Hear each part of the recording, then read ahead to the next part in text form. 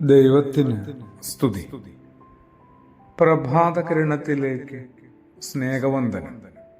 ഭാഗം 1981. ഇന്ന് ജൂൺ മാസം 3-ാം തീയതി, 154-ാമത്തെ ദിവസത്തിലെത്തി. 2 മാസക്കാലത്തെ അവധി കഴിഞ്ഞ് സ്കൂളിലേക്ക് എത്തുന്നത് വിദ്യാർത്ഥികൾ മാത്രമല്ല, അധ്യാപകരുമാണ്. ഒരുപക്ഷെ 2 മാസക്കാലം അവരെ പഠിപ്പിക്കാത്തതിൻ്റെ പരവേശത്തിലാവും എത്തുക.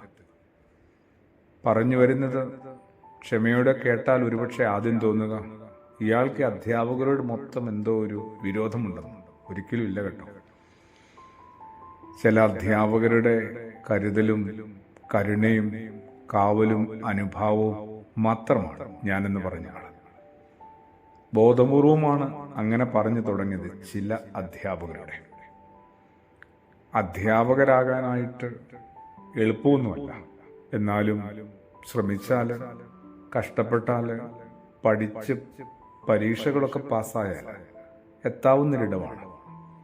പക്ഷേ സ്വാമി വിവേകാനന്ദന്റെ മാസ്റ്റർ ഗുരുവായ ശ്രീരാമകൃഷ്ണ പരമഹംസർ ഓർമ്മപ്പെടുത്തുന്നുണ്ട്, അധ്യാപകനും ആചാര്യനും രണ്ടും രണ്ടാണെന്നാണ്. ആചാര്യനാവാനായിട്ട് കുറച്ച് പാടാണ്. വൈദികരെയും പൊതുവെ ആചാര്യനെന്ന് പറയാറുണ്ട്. അത്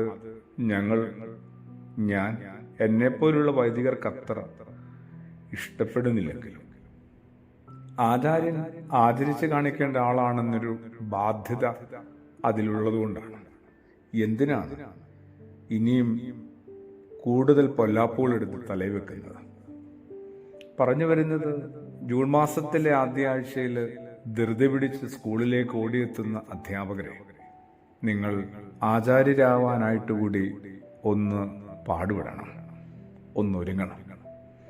പഠിപ്പിക്കാനായിട്ടുള്ള വെമ്പലും ധൃതിയും ഒക്കെ ഒന്ന് മാറ്റിവെച്ചിട്ട് ഒന്ന് പഠിച്ചു തുടങ്ങാൻ പറ്റുമോ?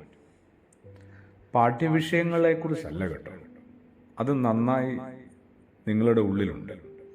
സിലബസ്, ആ ബസ് നിങ്ങളുടെ നിയന്ത്രണത്തിൽ തന്നെയാണ്.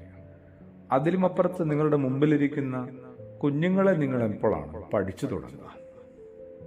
മക്കളെ പോലെ കുഞ്ഞുങ്ങളായും ഒക്കെ അവരെ ഒന്ന് കണ്ടും കേട്ടും ചേർത്ത് പിടിക്കാനായിട്ട് എപ്പോഴാണ് സാധിക്കുക? അത് സാധിക്കണമെങ്കിൽ വലിയ അത്ഭുതമൊന്നും സംഭവിക്കണ്ട. അവനവൻ്റെ ബാല്യകാലവും അവനവൻ്റെ വിദ്യാർത്ഥി ലോകവുമൊക്കെ ഒന്ന് ഓർത്തെടുത്താൽ മതി. അതിനിടയിൽ എങ്ങനെയൊക്കെ വീണ് കിട്ടിയ ചില നല്ല ആചാര്യരെ, അതോടുകൂടി നമ്മൾ കുറെ കൂടി പാകപ്പെടും കേട്ടോ. തീർച്ചയായിട്ടും നമ്മൾ കുറെ കൂടി മികച്ച ആചാര്യന്മാരായിട്ട് മാറും. പ്രാർത്ഥനയോടുകൂടി. ആമേൻ.